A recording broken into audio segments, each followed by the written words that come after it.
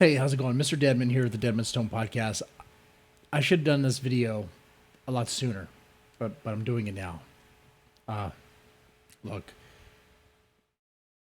if you're new to this channel, look around. I have some videos where I talk about Black Lives Matter and peaceful protests and stuff. I haven't done one on this. You probably know what I'm talking about. Maybe you know, maybe you don't know, but there's still peaceful protests in Portland and in Seattle. Oh, in various states. And it's not what you think, or what you've been told. I mean, you really can't. When you go to news outlets and they say peaceful protests, and they blame federal agents, or they say, "Oh, there's nothing major there." They always frame it in a particular way. You can't trust that. What you have to do is you have to see the footage for yourself. You have to see the live streams and the captured footage for yourself. That's what you have to do. If you want to get the truth anymore, that's what you have to do. And you form your own opinion from that. And maybe you'll get to the same conclusion where I'm at. Black Lives Matter is now a front. People are using that as an excuse. And I mean this as an excuse to do some horrible things. Are there people that are in the movement that still want to do good for Black lives? Sure, yeah.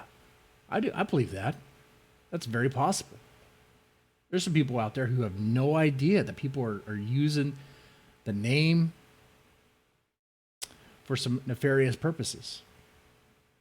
Using the name to further the divide between races, between black and whites.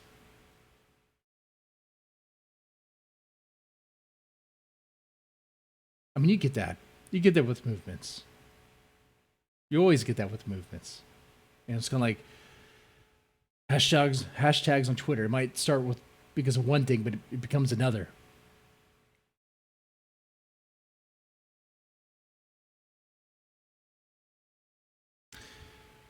Because of that, my thing is to be careful about the social bandwagon.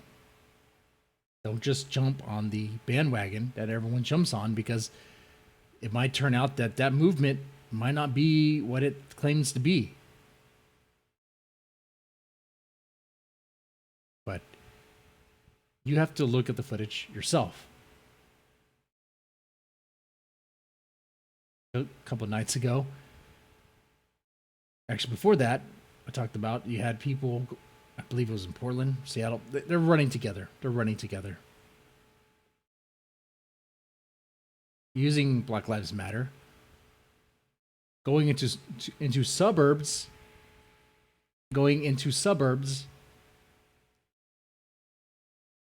on megaphones, telling the people just living there, not causing any problems, just living there, homeowners, maybe even renters, I don't know, telling them that they need to give up their home. They need to give up their home to someone else because of their skin color. How's that improving? How is that supposed to improve the relations between blacks and whites? How's that what is that? Do you support that? Do you support just an angry mob coming up to your house, to your neighborhood, telling you can't live in your home because you're white? Do you support that? No. Sane people wouldn't, right? Doesn't make any sense. It doesn't make any sense to support that unless you are a racist.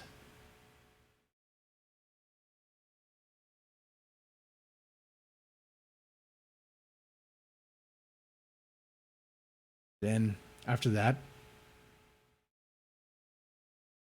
using the name Black Lives Matter, you had these people harassing, assaulting a trans woman. A trans woman. Attacking her. For what? For what? Throwing her purse around. Destroying her stuff, her phone, throwing the medication around. Throwing it away. She was to the point of tears.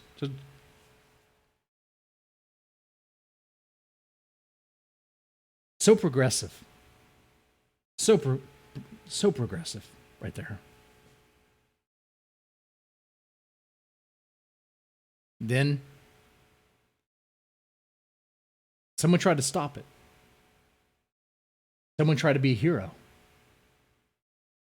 Someone tried to be a hero and save the trans woman from being attacked by Black Lives Matter, by a Black Lives Matter mob. What happened?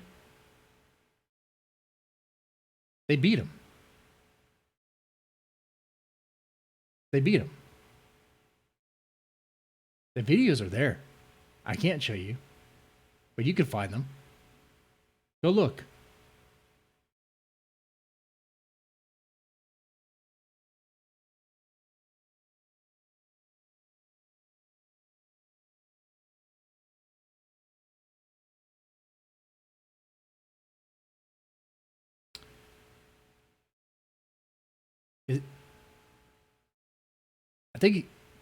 He was beaten to near death. I don't know if he's dead now, but he was beaten to near death. And I get that some people say, oh, they're just outliers. They're just outliers. That's not the usual. There's people out there that are still being peaceful. Okay. What are they protesting now? Seriously. The Black Lives Matter protest months ago, they won. They got what they wanted.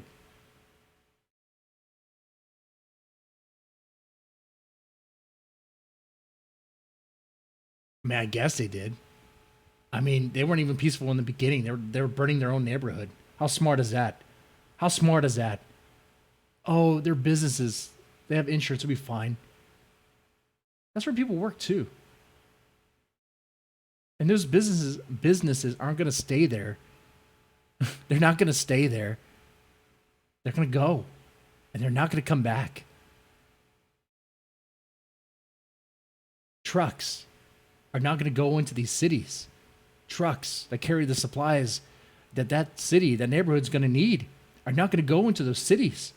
And they're just in full chaos. And you have that now. My point is, their message was heard. We understand what they want. Well, we understand what they want, but they can't get everything they want.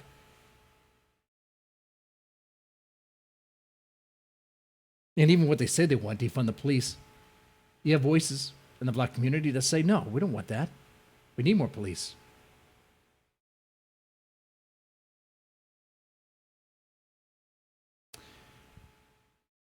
At this point in time, right now, these protests, I don't even support them anymore. I don't. Because now it's like they're like entitled children protesting for demands that are impossible to meet. Get rid of the police entirely? Why? So an unruly mob can run the city? No. No. Release all prisoners? Why? Because some might have had a bad day in court? Okay. Those cases can be reviewed. But we shouldn't just release all convicted murderers and rapists out into the general public. How's that safe? These demands make no sense. They made no sense from the beginning.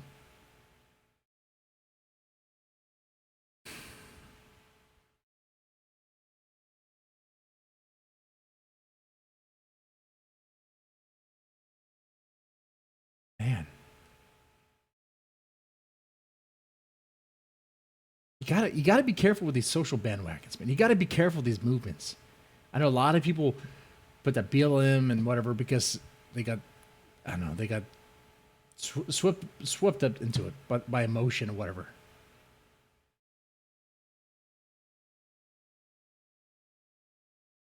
Oh, but it's ugly. It's real ugly. And it's getting uglier.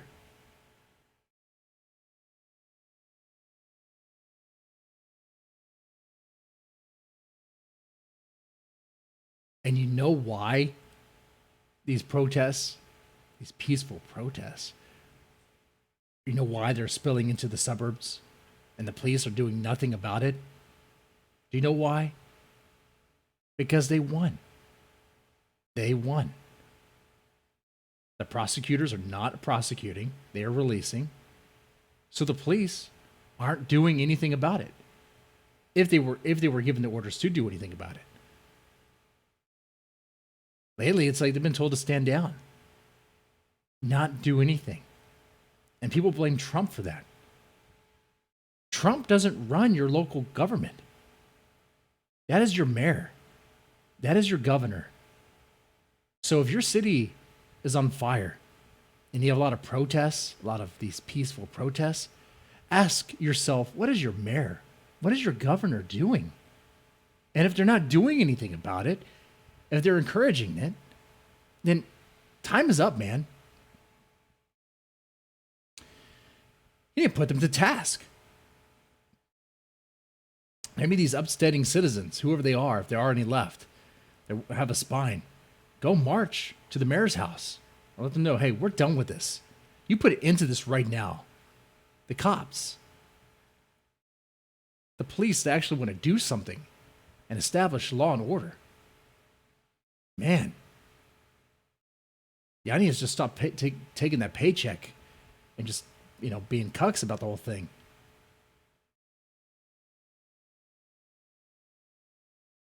Y'all can fight back. It doesn't have to be through force. You either take your cities back, you either take your towns back, or they're gone. Anyway.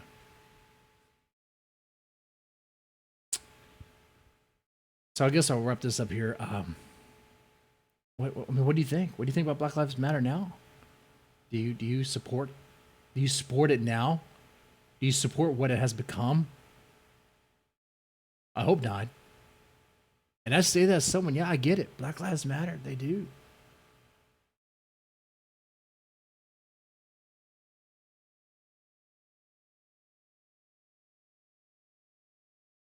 But I don't support that movement. Not now.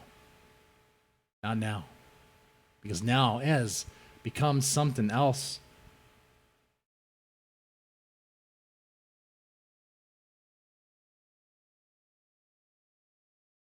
And I get it. What I'm saying is not something you can just easily say in a tweet or on a Facebook post. Is to get you in trouble. It requires you to break it down. Something like this, like a video. Explain yourself, But I just want to know, how do you feel about this? Okay.